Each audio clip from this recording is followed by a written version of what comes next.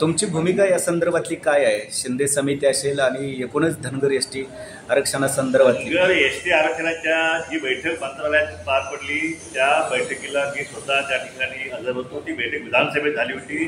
देवेंद्र फडणवीस त्या ठिकाणी होती, मी होतो, गोपीचंद पडळकर होते, अनेक आमच्या धनगर समाजाचे बरेचसे कार्यकर्ते होते. त्या ठिकाणी मी स्वतः मागणी केली की ही जी शिंदे समिती आहे तिला फक्त 2 महिन्याची मुदत दिली होती.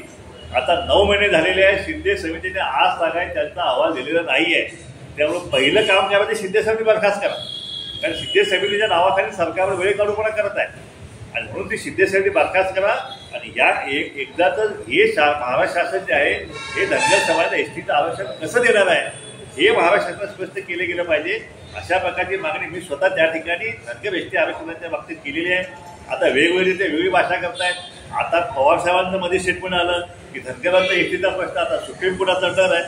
पण या ठिकाणी ज्यावेळी त्यांची सत्ता होती त्यावेळी आम्ही त्यांची मदत मागितली होती की धनगर हे काही भूमिका त्यांनी घ्यावी, पण ती भूमिका कुठलंही सरकार जे आहे ते घ्यायला तयार नाही आहे. आणि म्हणून धनगर समाजाचा हा प्रश्न जो आहे तो रखडलेला आहे. हायकोर्टमध्ये सुद्धा तो विषय जो आहे तो आमच्या विरोधात गेलेला आहे. आता सुप्रीम कोर्टामध्ये अपीलची भाषा होणार आहे. सुप्रीम कोर्टात काय माहीत नाही आहे, पण बेसिकली जो पण महाराष्ट्र शासन हा धनगर समाज जो आहे तो धनगर आणि तो धनगर नव्हे हा धनगर आहे, धनगर एकच आहेत अशी भूमिका जोपर्यंत घेत नाही तोपर्यंत धनगर समाजाला महाराष्ट्रामध्ये एसटीचं आरक्षण मिळणं कठीण आहे. खिलारे कुटुंबियांच्याकडे जे बोगस प्रमाणपत्र आहेत त्या संदर्भात त्या बैठकीमध्ये काय चर्चा झाली?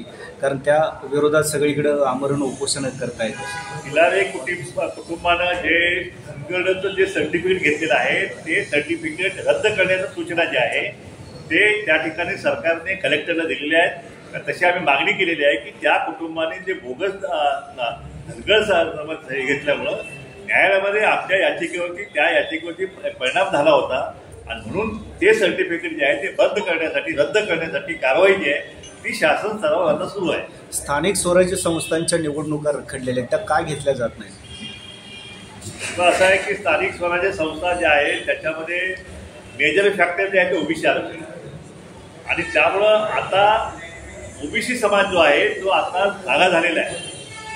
हे ओबीसीच्या राजकीय जागा जरी 33% कमी झाल्या पण ओपन कॅटेगरीमधून सुद्धा ओबीसीचे कार्यकर्ते जे आहेत ते आता या स्थानिक स्वराज्य संस्थांच्या निवडणुका ज्या आहेत त्या लढण्याची तयारी करत आहे. त्यामुळे सरकारला कळत नाहीये की आता हा प्रश्न सोडवायचा कसा. एकीकडे सुप्रीम कोर्टात त्या ठिकाणी स्थगिती आहे, अजूनपर्यंत त्याच्यावरती मार्ग निघालेला नाही आहे. दुसरीकडे सगळ्या गोष्टी संपलेल्या आहेत. आमच्या या ठिकाणी नंदाताई खोत आमच्या माजी महापौर आहेत, संगीताताई खोत त्या ठिकाणी त्यांचं आता मुदत संपवून त्यांचे हे जवळ 1 वर्ष व्हायला आलेले आहे. अजूनपर्यंत सरकारला त्याबाबत निर्णय घेता येणं झालेला आहे आणि सरकार एका विचित्र कातडीत जे आहे ते सापडलेलं आहे की नक्की सरकार काय करणार या बाबतीत.